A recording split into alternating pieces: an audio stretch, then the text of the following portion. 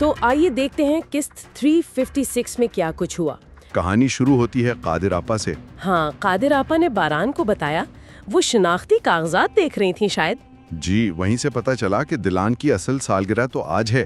कादिर आपा को अफसोस भी था कि वो भूल गई थी। जिंदगी की उलझनों में उन्होंने कहा ना कि ये दिलान की पहली हकीकी सालगिरह होगी। अच्छा, घर के अंदर खास तौर पर किचन में अलग ही महाज गर्म था।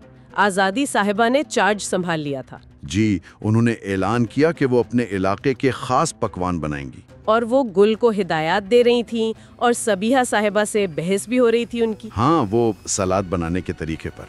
ये किचन वाली बहसें तो अक्सर चलती ही रहती हैं वहाँ। अच्छा, बाहर बारान की कोशिशें जारी थीं।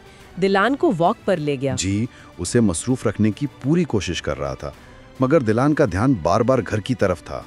उसका शक बढ़ता जा रहा था ना। हाँ, वो बेचैन थी।